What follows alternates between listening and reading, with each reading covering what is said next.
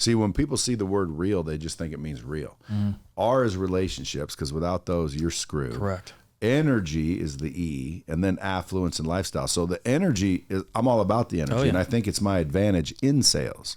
I had the ability to train and develop and change people's lives when I worked at this dealership. So then I want to go show other salesmen how to do it. So I quit, and now I'm not working at this dealership, and I can't seem to get anyone to learn. If you don't stay consistent in any business, you're not going to grow personally and, in your business that you have. So when you say consistency, I 100% agree. I call it discipline, because people think that that's required for success. And in reality, discipline, if you ask me, is more important than consistency. Welcome to the Chris Salerno Show, your go-to for real estate, business, health, and family insight. I'm Chris Salerno, CEO of QC Capital. Each episode, we explore the latest trends and expert advice from industry leaders. Whether you're an investor, entrepreneur, or seeking balance, this show provides an inspiration you need. Join us and elevate your game on the Chris Salerno Show. Welcome to the Chris Salerno Show. I am your host, Chris Salerno. Very excited to have a guest, Brad Lea, on the show today. Brad, how are you doing? Good. Thanks for having me. It feels a little different now. You're in a different position. Yes, it is a little bit awkward over here in this seat, but hey, I'm always open to conversation. I love it. Where it's going the other direction. There we go. Well, thank you for letting us use your studio out here. You got a phenomenal staff, phenomenal office here, and excited to dive deeper. For those individuals who don't know you, I want to touch on you growing up essentially and creating the company that you have today. But before that, because people like to hear, how did he get to where he's at? The struggles, the mindset behind all that. And so we're going to touch all that. And you're very fit, so you work out. We're definitely going to touch about the health and the family aspect as well. So let's dive into, what got you into creating that entrepreneur, business that you have right now. Well, ultimately, I don't really like being told what to do. I never really have. And so when I was working for other people and they told me what to do, when I had to get there, when I could go to lunch, whether or not I could take days off, I didn't like that. Yeah. And I can't believe other people, can tolerate that.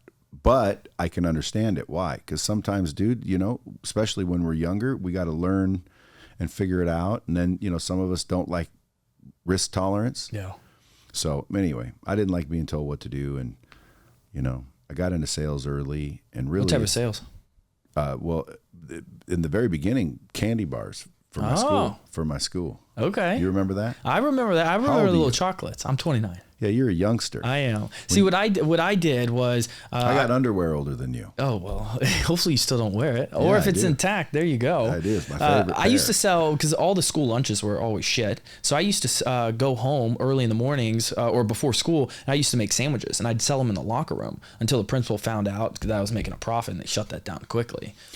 So they gave me candy bars to go sell, to my family. Yeah. And schools, they probably still do it, but they used to just basically enlist all the school kids to go sell their crap. Yeah, to their family, their neighbors, little chocolate bars. Yeah, and raise money for the school. So they gave me those candy bars, and I went home, and my brothers ate half of them, and so I had to go door to door because my family was just regular blue collar family. They weren't going to buy a bunch of candy bars. Yeah. So I started going door to door and sold more candy bars than any kid in the history of the school, and literally the only time that they sold all the candy bars that they were sent was that year. I sold them, and the way I sold them, talk to us about I don't even realize how I did it at 6 or 7 or whatever age I was. I was 7 years old, and my parents would let me just walk around the neighborhood, walk around the town. It's just you can't do that these days. No, I remember that's all we did. I mean, when I grew up too, you're out. That's it. The only time you come home is when for dinner or just to let them know that you're safe. Other than that, you are out and you are just exploring. Yeah. Now kids are on iPads. You got lucky and things. because that ain't the way it is anymore. Oh, kids it's not. Today, they don't. I won't let my son go out of the house without me being right next to him because I don't know what will happen. Where do you live? Charlotte, North Carolina. Yeah, and I live in a very, very nice neighborhood and an area. Actually, our zip code's one of the wealthiest zip codes in North Carolina. Yeah, but there's perverted wealthy people. Oh, it's ridiculous. So to me, I figured out I could sell early, but didn't realize that I could use that and build business. So I went door to door and I knocked on the door and I put the candy bars behind my back and I said, "Do you have the phone number to a good roof repairman?" They'd say, "What?" You're 6, 7 years old. Taste one of these, you're going to go through the roof. And they just started buying them one after another. And I'm like, man, this is crazy. You got a good catch. And I got a lot of recognition and attention. So that felt good. So I started that early, but I would say I went and got a job fighting forest fires, which is why that painter made me that. Oh, I love that. And I ended up getting up there thinking I was going to be a hero and ended up like the worst job on the totem pole and got poison oak and just, it was miserable. So I quit. And so I opened up the newspaper and saw a job for selling cars. So I would say I started in sales, even though there was some stuff before that in cars. And so mom and dad were not entrepreneurial or had their own business or anything? They were entrepreneurial for a minute. Okay. I think between the ages of 12 and let's say 14, maybe I was 10, and 14, they had a pizza parlor. They had a little newspaper, like a little local newspaper. Yeah. And a tavern. But and did you work in there? I mean, I'd go in there, but I didn't work. I mean, they'd let me make pizzas in the back. Yeah. But So you got some taste of ownership of a business at a young age. Little bit, very little. Probably. Again, Yeah. I tend to live in the present, not in the future or the past. So when people ask me questions, I just have to look back because I don't really spend a lot of time reminiscing. Yeah. But I would imagine I didn't pay attention because I was just a little kid. But I do remember like going in and knowing it was our business. Understanding and, that. I could eat food out of the freezer and I had privileges customers didn't have. Oh yeah. But I don't think I was thinking, oh, excellent, these guys are entrepreneurial. Yeah. You seemed like a very from a good family. I am. I always say, they're great. I always say my parents taught me what not to do. They taught me how not to invest, how not to build wealth, how not to use money, how not to leverage debt. And I taught myself that. Not to leverage debt? Correct. Yeah. They, or they use debt in a bad way. There's good and bad debt, and they used it in a bad way, racking up credit cards, making the minimum payments, things like that. So at a very young age, I realized that. So you don't subscribe to Dave Ramsey's theories? I'm not a fan of Dave Ramsey, no. But Dave Ramsey is great for a certain amount of people, and that's okay, What kind of people?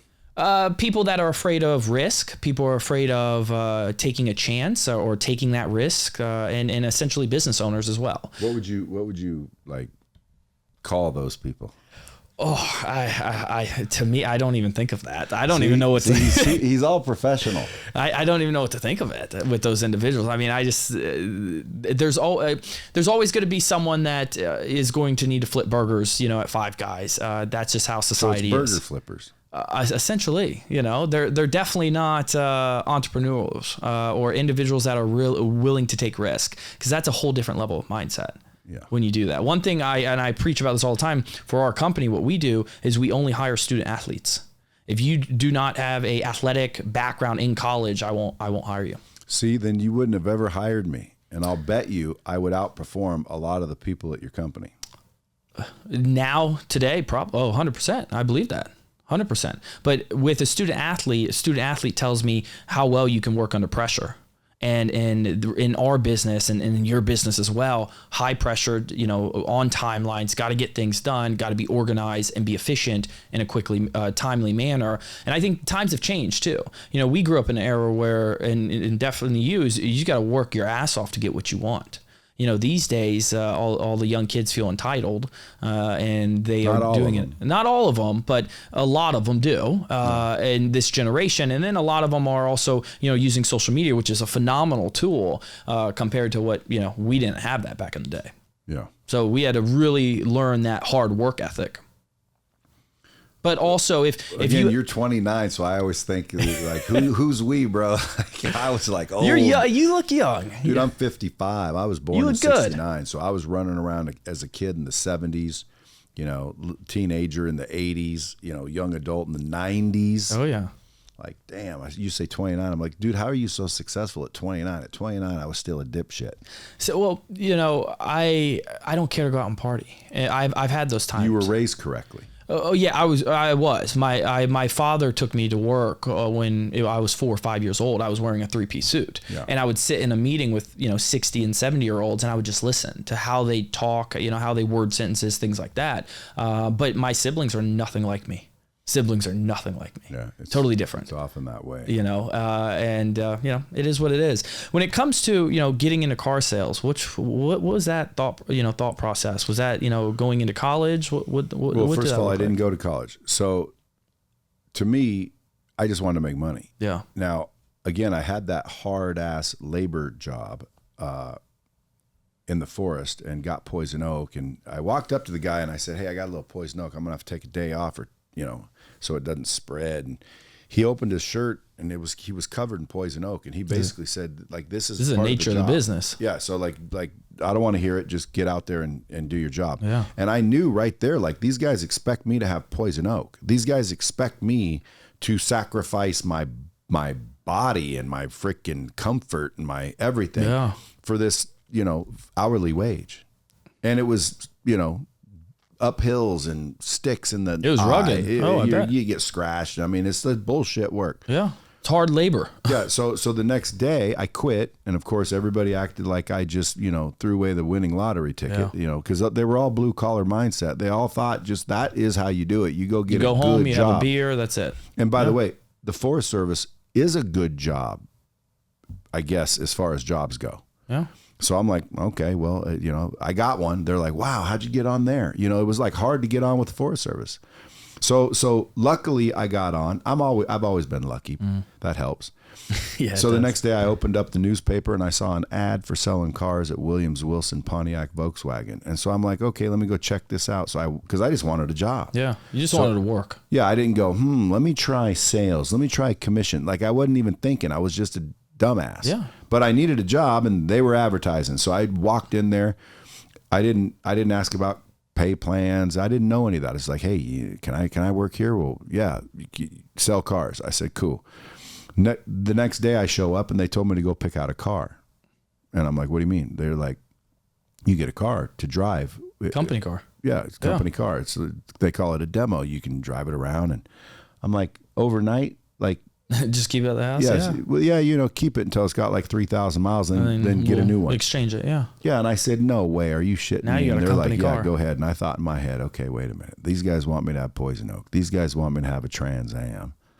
I think I'm going this route. I don't blame you. And then my first month I made like $6,000, and it was only like maybe 3 weeks left in the month. So like I crushed everybody that was there because they were a bunch of old, lazy salespeople. And I made a bunch of money. $6,000 in 3 weeks to me was like, damn. Oh, and back then that's a lot of money too. Yeah, and it was a lot of money back then, especially for me. I'm like 18 basically. Oh yeah. Making more than my dad. I was gonna say you're probably making more than your parents. I'm making more than everybody. I don't think anyone in my family was making more than that. No.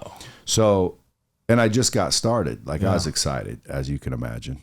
Got a Trans Am, making stupid money, wearing a suit, cologne, thinking I'm Mr. Cool. Living the high life. Oh, yeah. Yeah, but then I realized, like, this dealership, all these cars, the power, the service advisors, the mechanics in the back, the lifts that need to be purchased. I'm like, this is almost like my business that I don't have to pay for. Because when people came in, I just pretended that it's mine. You ran the show. But I just didn't know the bills. So I was like the luckiest kid in the world. Like, this is my car lot. You have no risk. I have zero risk. Yeah. And I have rows of cars, and all I have to do is sit here. You don't have to worry about marketing. You don't have to worry about bringing the people in, nothing. And what's cool is they were coming to look for cars. It wasn't like I was trying to convince people that they needed a car. Like, they were walking in the door looking for what we had. So it was so easy. And so I just stayed in sales. But that's how I got into sales. So after cars, what talk to us about that? Well, I sold a lot of things: cars, art, RVs. It was always sales related. That came natural to you. Yeah, maybe. I mean, all starting from candy bars. I mean, again, I can't explain how, but yeah. So I would say naturally, yeah. Yeah. But I think people can learn it. So that's why I hate the word "you came naturally," because You can learn it. I think you can learn it to a certain extent. Yeah, well, no, you can learn it, period. You can learn it. I think the body language, the energy, you know, there's some people that you can read that have it, I feel. Well, you're talking about a different thing. That's not sales. That's energy. That's an attitude. I think energy come with sales. Energy is important to sales. I think so, big time. You're going right up my alley. So let's have this discussion, because that's what I talked about all the time. Yeah. See, when people see the word real, they just think it means real. R is relationships, because without those, you're screwed. Correct. Energy is the E, and then affluence and lifestyle. So the energy is, I'm all about the energy, and I think it's my advantage in sales. So I agree that they're connected, but their sales is not energy, although the better energy you have, the better salesman you'll be. But you wouldn't be a salesman if you have the right energy. You know what you'd be? A helpman.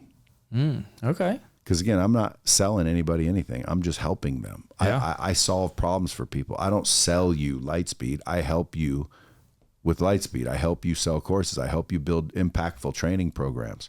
See what I'm saying? Like my energy is different than most salespeople. Salespeople are focused on selling you so they can have something. I already have a lot. I don't need anything.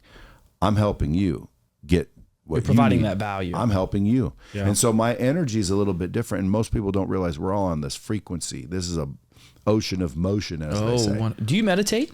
No. Oh, you got to get into Everyone keeps telling me that.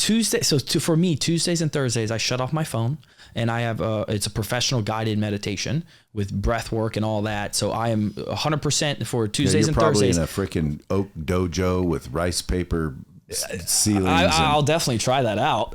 No, I'm at Lifetime Meditation, but she's good. But it's a way that for that hour, Tuesdays and Thursdays, my phone's off. No one can contact me. You think it works? I'm just 100%. I believe in manifestation.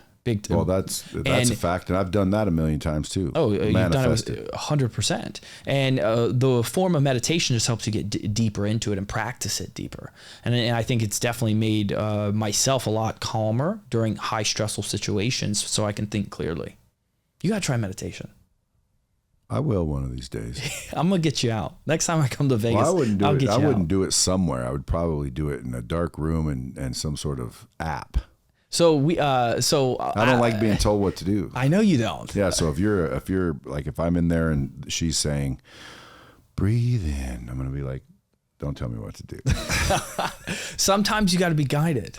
I'm messing with you. But no, there's a great retreat. I'll send it to you. It's actually taught by a Harvard individual who studies psychological behaviors, and she holds this retreat where she does guided meditation. I'll send it to you. Yeah, I'm interested in trying that. I keep hearing great things about it. Everyone does it. But I don't. But I do still believe, I have certain advantages over people, and it's all frequency and vibrational based. Because when I wake up in the morning, I have extreme gratitude. Oh, you got to. Most people don't realize that waking up's worth more than anything they're going after. So you really got the most valuable gift ever right when you opened your eyes. Oh, yeah. But we don't act like that. We act like... what do we do? We take it for granted. Well, we start thinking, I got bills. That's the future. I don't know if I can pay it, or the past. And you start to literally start becoming anxious and worried and fearful and doubtful and confused. And so meditation helps you control that. Well, so does gratitude. All you have to do is just be grateful. Live in the present. That you wake up and that you have the day, because that's so valuable. It really is. Like, you tell people, if I gave you $1 million, would you take it? And freak out. They'd be like, you can even ask somebody. Their face lights up when you say, imagine I gave you $1 million cash, no strings attached. How would you feel? They go, because you can see like this anticipation of joy and happiness. And well, how come you don't feel like that waking up? And people have to understand that little perspective, because I think that's my advantage. Yeah. I wake up extremely enthusiastic. I don't have problems. I have opportunities. Yeah. And that's what they are. So that gratitude raises the frequency to a certain level. And then I just spend the day trying to keep it there, because obviously, situations that come. Oh yeah.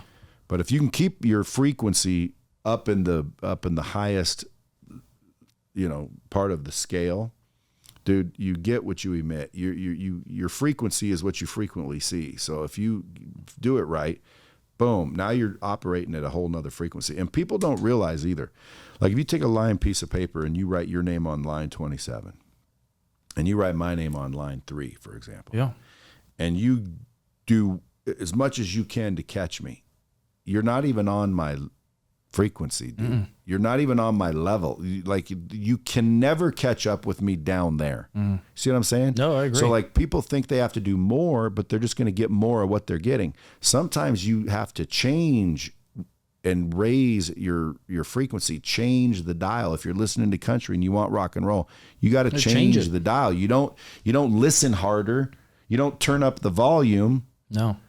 That's what people are doing. They don't realize their vibrational frequency, their energy is literally manifesting, which is what it does. Oh yeah.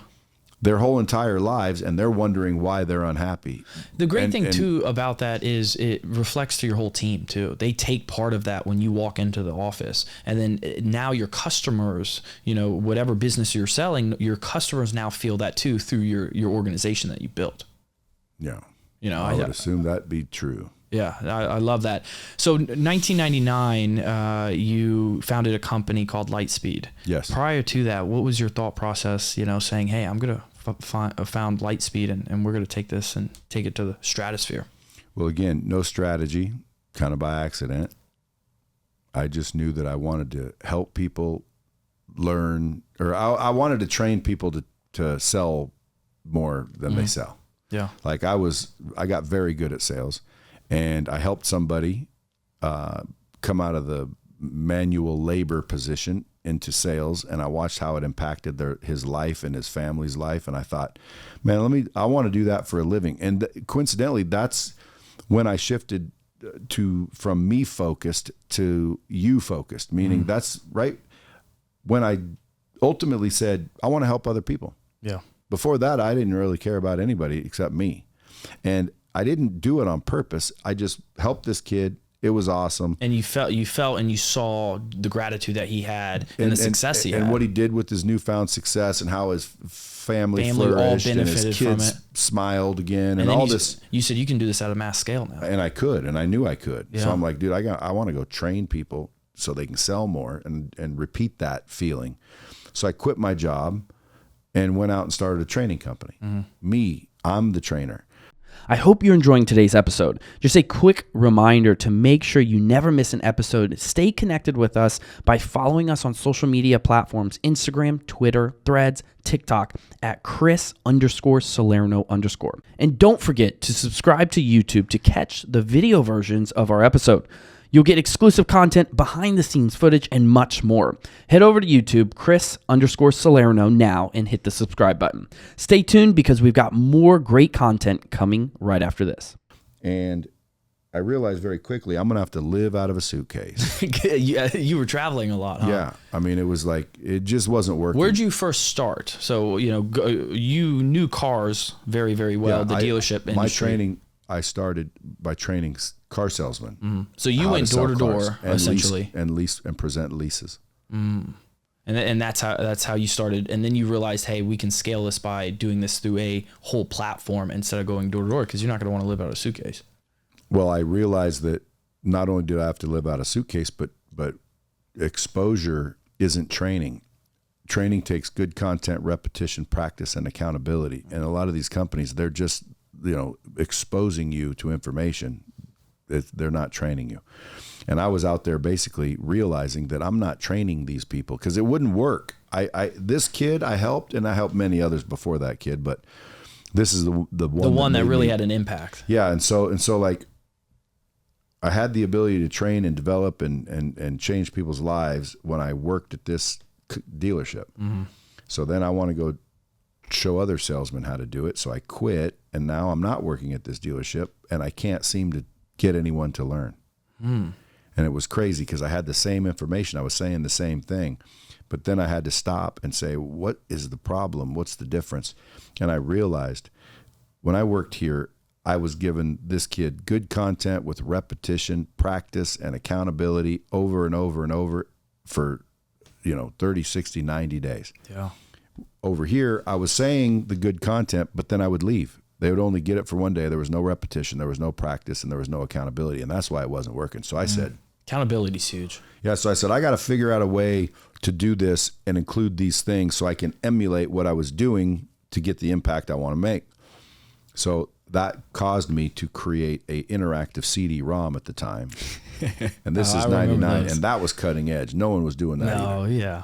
So I developed that, and I started selling them, and they were interactive, and it was kind of cool. But I gave out a money-back guarantee. If this doesn't work, I'll give your money back. Well, of course, someone called me and said it didn't work. And I said, well, did everyone train?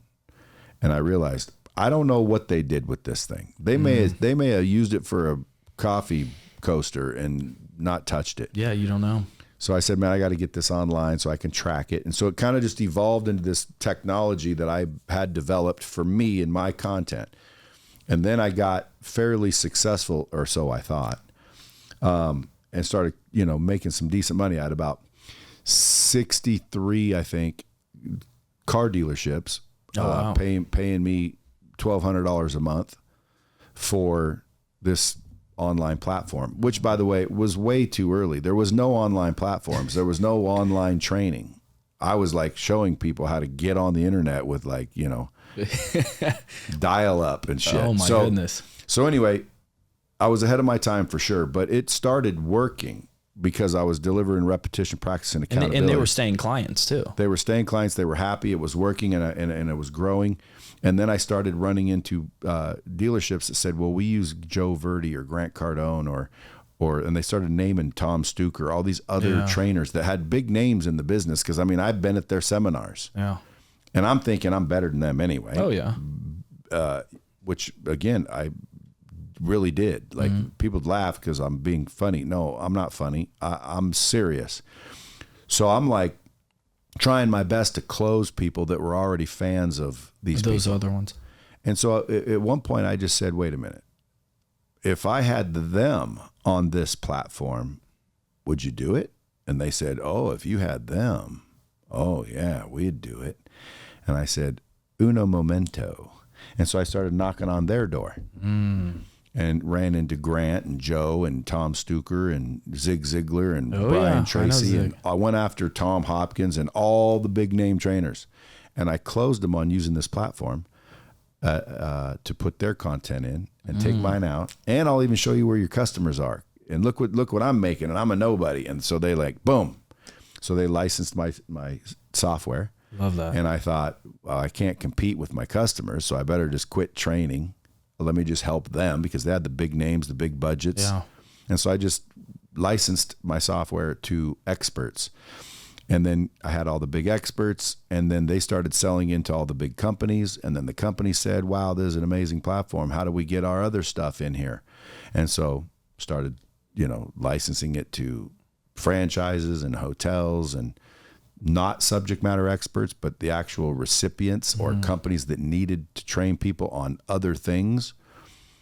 And that's how it all kind of happened. But now I have multiple companies. It's just not this one. This is one out of about, I'd say, 4 serious ones. And when did you start diversifying into the other ones?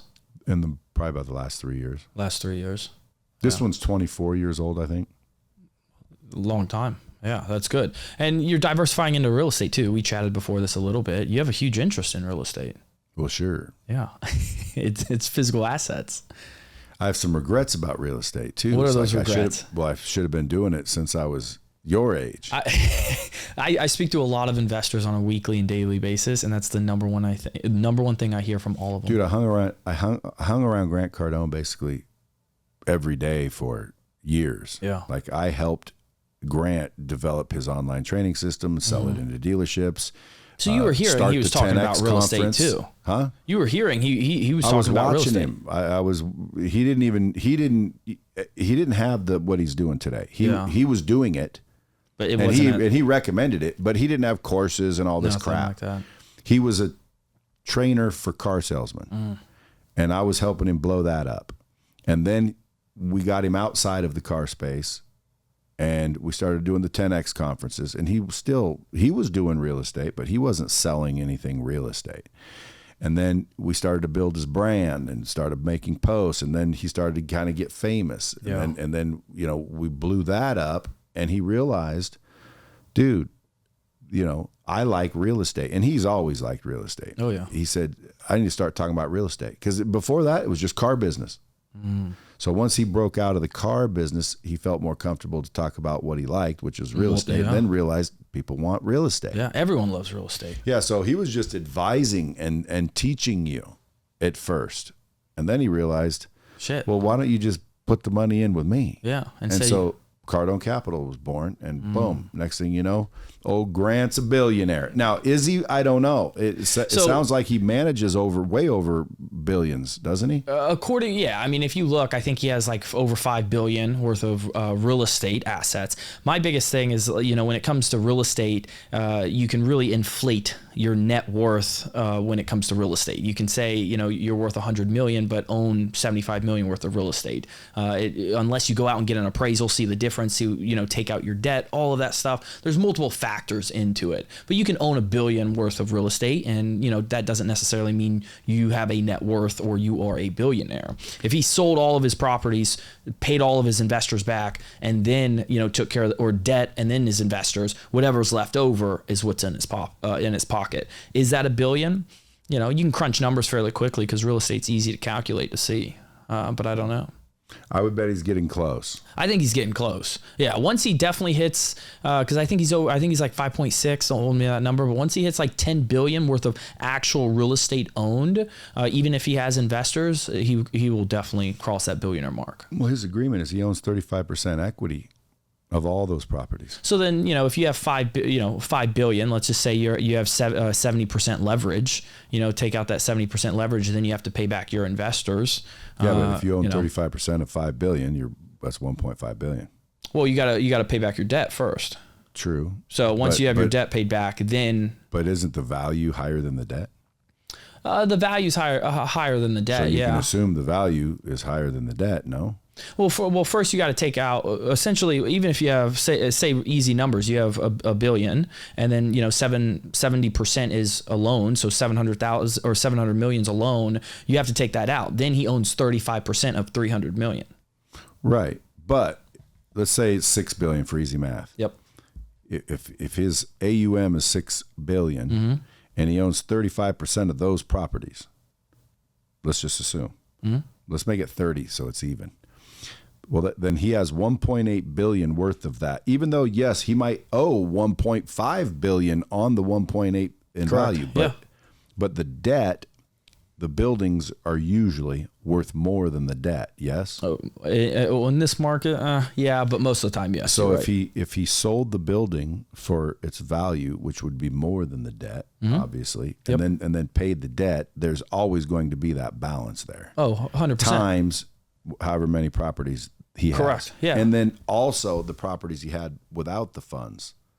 That too. And then plus the management fees for managing those funds, and probably the acquisition fee, the promotes. Not only that, but probably the money that he makes when he buys the building himself to sell it to the fund. Correct. So like I buy it for 19 and I sell it to my fund for 21. Well, there's 2 million. Oh, great. And how many of those am I doing, by the way? Because I don't know the answers. Oh, and I think, then what about the management fees of the properties themselves? Does he probably own the management companies that the fees are paying? I would say at his level, you want to. You have more control. You'd be fool not to. Yeah, you have more control. But and then property what about the management, landscaping companies? Property management, you don't make much money on. 8%, I was told. That's high. Normally, property management companies are 2.5%, 3%. And maybe you got to get in the big dog league like you guys first. I'll let him do it. I'll get in the car wash business. But yeah, if he's doing 8%, then yeah, he's making money off property management. But again, so again, I was hanging around him and he was doing it, and I should have just freaking jumped in when you saw that. Not questioned anything. Again, I don't like being told what to do. I'm a freaking dumbass. Like I should have just been open to coaching and mentorship, and hey, it was working for him. He was definitely making money. Yeah. But right when he decided to go big on LightSpeed and me and training, that's when you saw it. Well, that's when the real estate was like scaring him into it. It was like something happened in 2008 where like it got scary, and he was like literally this is opportunity. Ghost white, worried. Oh, really? Okay. Oh yeah. He thought he was going broke. Yeah. A lot of people did in 08. Over leverage, especially with single family. Well, he was all that. Yeah. And he was worried. So he jumped to let's build this training thing like you keep telling me to do. Let's do it. And so he focused on training, and real estate kind of just went away, even though it didn't for him. Yeah. But we never heard about it. It was all training. Pushing that hard. And then he built that up and then came full circle and realized, hey, this is a fun. So in my mind, I should have just been listening the whole time. Yeah. I should have been in real estate since I was 20. Well, I'm glad you're getting into it. My uncle owned apartment buildings, and I never understood why. Really? Interesting. Well, I'm glad you're getting into it now. Yeah. Better late than never. Plus, you're in a great market out here in Vegas too. Well, not only that, my last 3 years writing checks to the IRS, it's like it's a pain in the ass. Well, not only that, it's like this just isn't right or fair. No, and I'm a firm believer with Grant. I mean, he said it. We got a huge political, election coming up, and he said it very well too. Is writing those checks, he'd be okay writing those checks if he knew what they went to and it actually went to something good, of our economy and our government. But with how everything's being operated, it's not fun writing those big checks. And I was in that same boat too. I was writing quarterly checks, very large checks. And I said, there has to be a way for me not to go buy a G-Wagon or, a jet to limit my tax liability. And then that's how I actually found Grant Cardone and then got into the syndication space to depreciate all the assets. Yep. Y'all are the smart ones. Us dumbasses, we just pay taxes. But now though. Yeah, now I know. So I'm getting into it pretty heavy, mainly for that reason. Yeah. I want to mitigate tax liability because I make a lot of cash that needs to be protected and housed, let's say. Oh yeah, most definitely. And you need that depreciation too. So you limit your tax liability. Well, that's exactly what I was trying to say. Yeah. Being a father of 7, husband, CEO, what do you do on a daily basis to really manage all that? I know you have people that work for you and things like that, but being a father of 7, I'm a father of 1. He's 4.5 going on 25, single father. So it's definitely a lot. How do you really, manage all that and be the best husband you can be and father? Just happens. Yeah.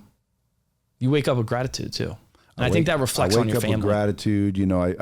I focus on 4 things in the morning. Number 1, relationships. Most people don't value those until it's too late. That's our number 1 core value is our company is relationships. Yeah. So I focus on relationships by sending out, 5, 10 texts or messages throughout the day, just seeing if I can help you or checking in on you, because there's always those people that call when they need something. And it's easy to do. Your buddy owns a truck, you're moving. Hey, what's going on? Hey, how you been? You got a truck? And pretty soon you become one of those people that call when you need something. And I don't want to be that guy. No. So I focus every day on relationships. And then I, realize how important health is. Because if you didn't have your health, you'll pay everything to get that back. Oh my God. Yeah. So I go get the blood rate or the blood pumping. I just go work out. Lift little weights, get my heart rate. It's not that big. It's not that hard to do. No, you don't have to go lift heavy weights, things like that. Just stay consistent with it. Like, we were using the restroom. I told you I work out once a day. Before I came here, I ran a mile. Yeah, that's why I say get your heart rate pumping. Yeah. Someone can do that anywhere at any time. I don't care where you are. You can get your heart racing. Oh, yeah.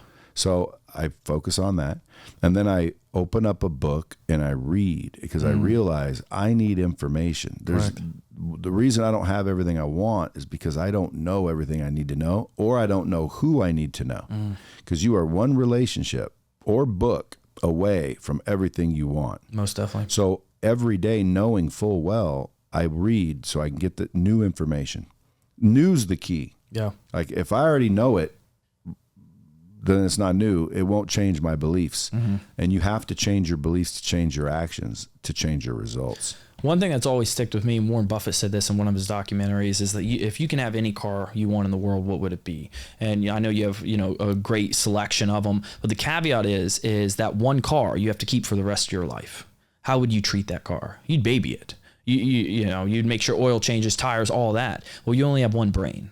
So you need to take care of it. You need to fill it up with information, and you need to preserve it and take care of it. That's always stuck with me. And I love that, you reading books and really gaining knowledge outside of the realm to get new information. And that's also helps you in your business too, where you can think outside the box as well. And believe it or not, it also raises your self-worth. And most people don't understand that if they want to raise their net worth, they need to raise their self-worth. Yeah. So it does a lot of benefits. So I read, and then I focus on, money. The people that want to pretend that money is not important or that's not something to focus on. You should be after impact, not money. I understand all the principles, trust me. But I focus on money because I believe what you focus on grows, and I want it to grow. So I'm focused on it. Yeah, so I'll just take, 10, 20, 30 minutes and focus on 5 things that, I can do today to drive revenue. I want to go check my balances and see where I'm at. I want to visualize where they... That's a form of meditation. Yes. So I just spend a little focus on money. So my morning routine, I call it the $1 million morning. Yeah. I'll share it with your listeners. If someone does this for 90 days, I guarantee you they'll feel different. I don't like to say your life will change because it sounds so guru-y, but it will, because you will change. And once you change, your life changes. So wake up with extreme gratitude. How did I used to do it? I put a sign on my wall. So when I wake up, I'd forget a lot. So I'd wake up and look at the sign I put up there that said, congratulations, you get another day. So boom. Now that reminds you, okay, be grateful. That shifts your perspective, or it should. And then I focus on my health, work out. I focus on relationships, text a few people. Yeah. I focus on my brain, basically my knowledge, I read.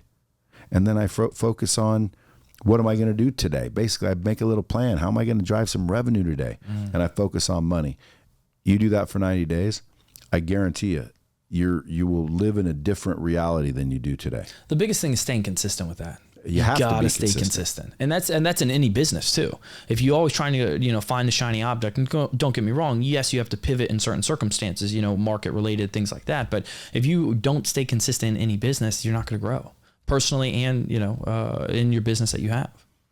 In general, I would agree with that. Yeah. But consistency isn't always a good thing. But it depends on what you're doing, obviously. Like consistently drinking. No, that's not good. Yeah. But consistently waking up with that morning routine's great. You got to be, I like to say, disciplined. Yeah, discipline's huge. Because there's going to be times where you get up and you don't want to do that routine, and you'll start to find and identify reasons why it's okay. Yeah.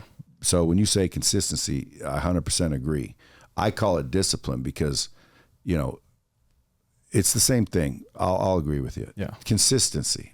But people think that that's required for success. And in reality, discipline, if you ask me, is more important than consistency. No, I agree with you on that. Discipline's huge. And in a lot of circumstances, people, it's very hard for people to hold themselves accountable and to have that discipline where there's no one else, making sure you have that. Yeah. So, all right, we're going to wrap things up here soon. But before we do, what got your mind thinking to say, hey, I want to get into the podcast world, hit heavy with social media? Well, I worked with all these people that were doing it. I saw that the, deal flow and their businesses. I just saw the power that social media had. And I'm like, I'd be an idiot if I don't do one of these for myself. Yeah.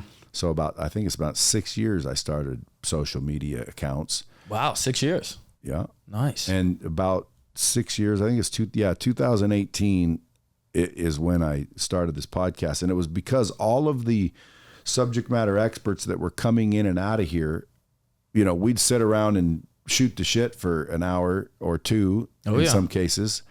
And I thought, man, why don't I have a couple microphones and put these conversations on let everyone hear it online. It was valuable, and my mission is to get the knowledge from the people who have it to the people who need it, because I think people are losing because they don't have the right info. Yeah, it's not because they want to lose. It's not because they're losers. I think most people are winners that are losing. I can't help a loser win, but I can help a winner that's losing turn that shit around. I love that. And most people are. They're winners that are currently losing. And if they don't wake up, they might end up losers for real, because it's all mindset. It is. Skill set and habits. So those are the 3 key areas. If your mindset's really, positive, but you're average, you can still suck. Oh, 100%. So it's not just mindset, skill set, and then habits. If you can master those 3 things, you got it all figured out. Staying disciplined with it throughout all of it. I love it. Yeah. Brad. And dude, you're 29, bro. I know. So you have you're way ahead of where I was at 29. At 29, dude, I was still a jack off. Yeah, everyone's different, but you are in the industry now. You know what you did in the past. You know what you need to do now moving forward, and you're taking advantage of it. That's a big thing. You're not letting your 20s affect what you're doing now. You've changed your life around. Lives do change. People change. Very much so. Very much so. Brad, a wealth of knowledge. I want to thank you for allowing us to use your studio. Thanking you for coming on to the show. Very excited, to have this air, and I just want to appreciate your time. Hey, thanks for having me. Yeah, most definitely. Now let's do mine. Let's do it. Thank you for tuning in to the Chris Salerno Show. We hope you enjoyed today's episode and gained valuable insight to help you along your journey. Don't forget to subscribe and leave us a review on your favorite podcast platform. If you have any questions or topics that you would like to cover, feel free to reach out directly to me. Shoot me a message on Instagram at Chris_Salerno_. Until next time, keep pushing forward and stay inspired.